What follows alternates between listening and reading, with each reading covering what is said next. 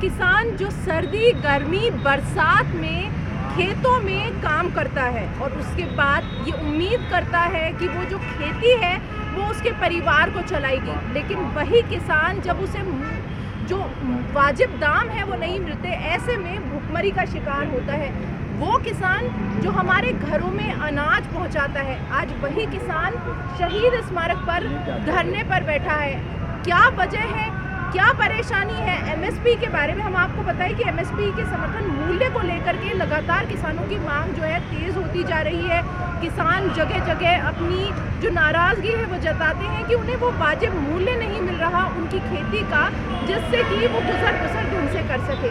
वो किसान नेता है जो हर ज़रूरत के समय उन किसानों के साथ में खड़े रहते हैं, जो कि एक मूलभूत ढांचे के अंदर शामिल है, जो कि हमारे जो देश है उसको चलाने में सहायक है। हम उन्हीं से बात करते हैं कि आज शहीद स्मारक पर धरने पर जो बैठे हैं, क्या मांग वो रख रहे हैं सरकार के सामने, और फिलहाल सरकार की तरफ से जो बातें की जा रही है उससे कितने खुश हैं वो मांग पर? हमारी मांग तो कुछ भी नहीं है, इतनी सी है कि सरकार ने किसानों के भले के लिए जो घोषणा की है सरकार उनको पूरा कर दे। एमएसपी के संबंध में हमारे प्रधानमंत्री जी ने कहा ये मोदी की गारंटी है। हम चाहते हैं हमारे प्रधानमंत्री जी की गारंटी विफल नहीं हो।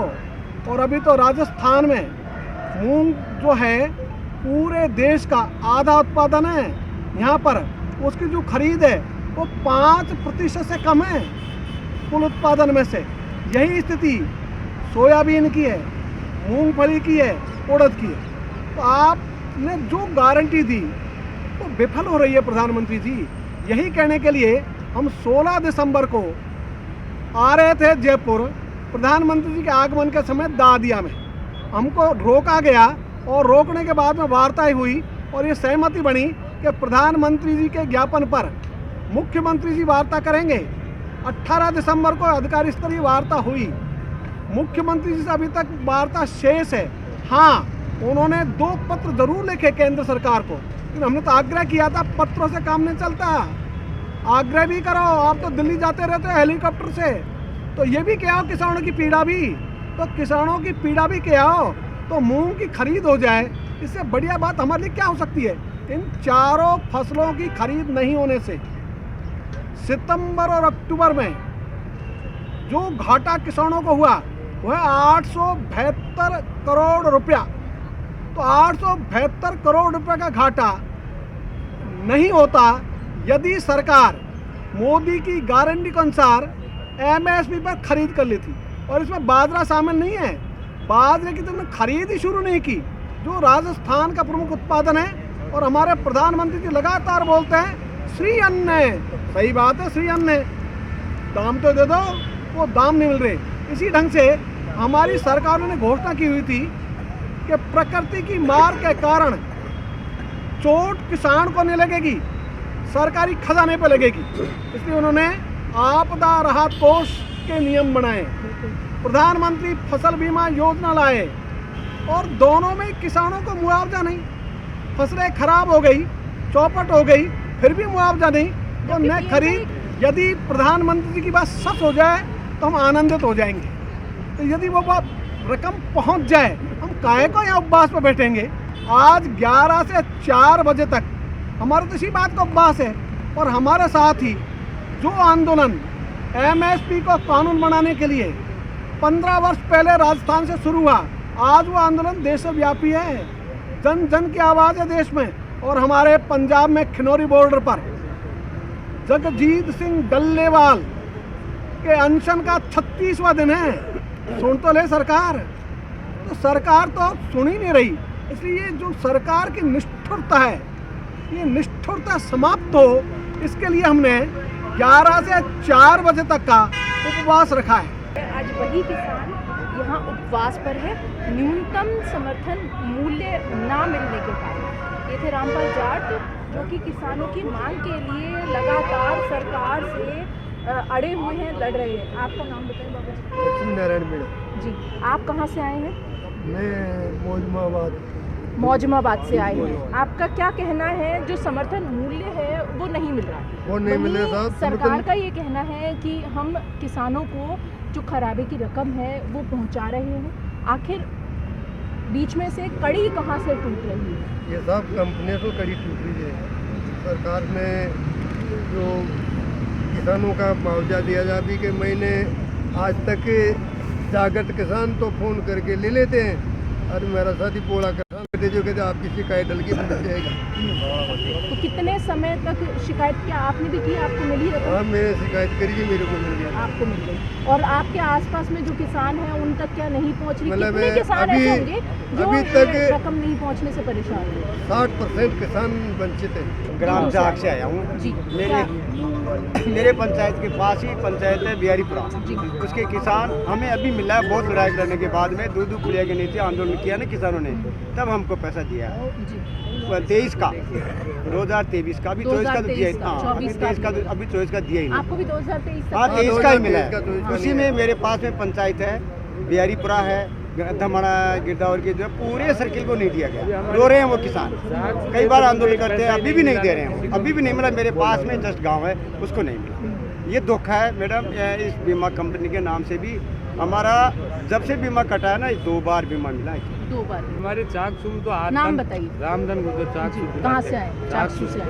हाँ, बताइए। आज दिन तक एक पैसा नहीं मिला। 23 का मिला, 18 का मिला, किसी का भी नहीं मिला। अच्छा। हाँ, बिल्कुल भी मुआवजे के पैसे नहीं मिले। अच्छा, मुआवजे का जो रकम मिलती है वो 1 साल की कितनी रकम होती होगी आपकी? रकम होती है वो तो कंपनी बांधती है हमारे से, फसल बीमा तो लेती है ना। अच्छा। उसी हिसाब से तो देना उसी चाहिए। हिसाब से मिलता है। 18 में फसल खराब हो गई, 23 में हो गई, ये 24 में हो गई। बिल्कुल आज दिन तक चाकसू कोट का क्षेत्र में 1 रुपया नहीं मिला किसी भी किसान को। हाँ, बताइए। मैं यही मोदी जी को यही कहना चाहता हूँ, वह तीसरी दफ़े आपको प्रधानमंत्री बना दिया गया है, तो राजस्थान में पूरी की पूरी सीटें आपको दी गई है, तो आप किसानों का भला करो।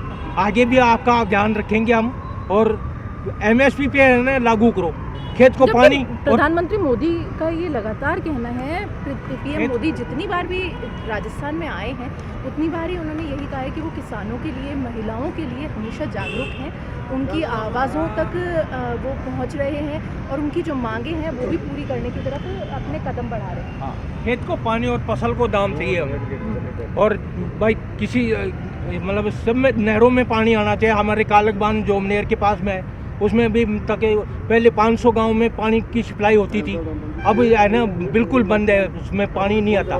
तो मोदी जी से हमको दोनों सरकार से यही कहना चाहते हैं, भाई डबल इंजन की सरकार हो गई और अब है ना तो पानी, खेत में पानी और फसल में दाम दो।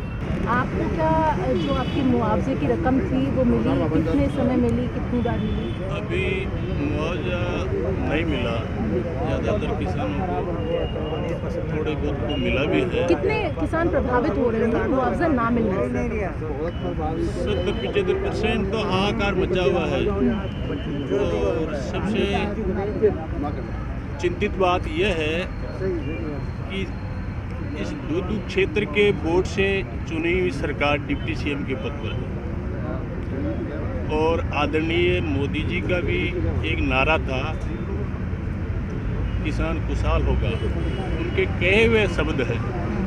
जिस प्रकार हमारे देश में एक श्लोक के माध्यम से मैं बताना चाहता हूँ कि शब्द मारिया मर गया, शब्द छोड़िया रात, जो शब्द पिछाड़िया जा का सर गया था। तो उन्हीं के कहे हुए शब्द है कि हम किसानों का जो फसल है, खेत को पानी देंगे, फसल को दाम देंगे।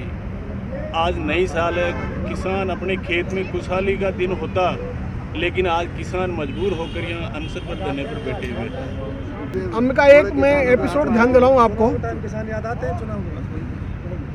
मुंबई में इंडिया गठबंधन की मीटिंग थी।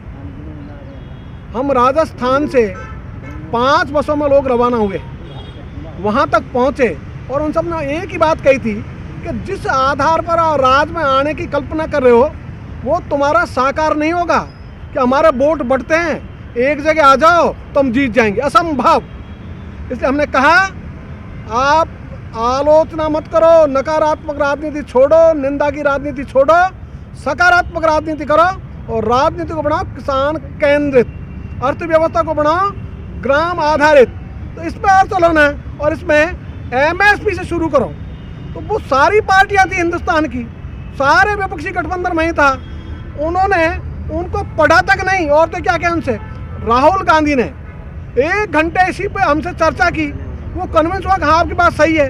सोनिया जी ने स्टेटमेंट दे दिया कि भाई संसद में एमएसपी के कानून पर चर्चा होनी चाहिए। आम आदमी पार्टी के हमारे जो सुप्रीमो हैं वो लगातार बोलते रहते मैं किसानों के लिए हूँ। ये सब बोलते हैं, करते नहीं।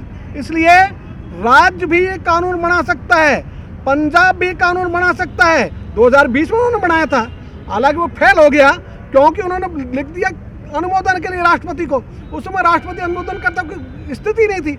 यदि वही कृषि उपज मंडी पंजाब में अमेंड करते तो गेहूं और धान का कानून बन जाता, गारंटी हो जाती उनकी। न वो करती, न आम आदमी पार्टी करती, न कांग्रेस करती। कांग्रेस की तो कर्नाटक में सरकार है, हिमाचल में सरकार है, तेलंगाना में सरकार है। और खास बात है, कांग्रेस के राष्ट्रीय अध्यक्ष तो कर्नाटक से ही हैं। उस एक ही प्रांत में कानून बना दो, वो भी नहीं बनाते। इसलिए ये कानून बनाने को कोई तैयार नहीं है। हमारी बात में बात इसलिए मिलाएंगे कि वो वोटों की फसल काट ले। तो वोटों की फसल के लिए हमारी बात बोलते हैं, हृदय से नहीं बोलते। तो हम तो चाहेंगे सारी पार्टियां मिलकर, जैसे उनके वेतन भत्तों के लिए मिलकर ताली बजाकर विधेयक पारित करते हैं, ऐसे किसानों के लिए भी कर देना। क्या दिक्कत आ रही है?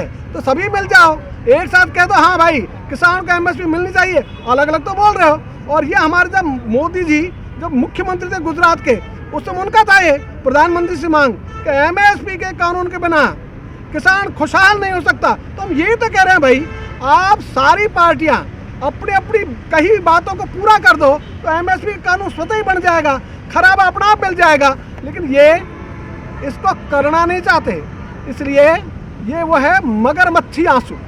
ये यदि यूं कहें, हाथी के दांत खाने के और दिखाने के और, इसी रास्तों पर सब राजनीतिक दल चलते हैं। हम तो चाहेंगे कि ये सही रास्ते पे आ जाएं, निंदा आधारित राजनीति को छोड़कर सकारात्मक राजनीति करें, किसान केंद्रित राजनीति करें और ग्राम आधारित राजनीति करें, तो सब चीज़ सुधर जाएगी। नहीं तो किसान क्या कदम उठाएंगे?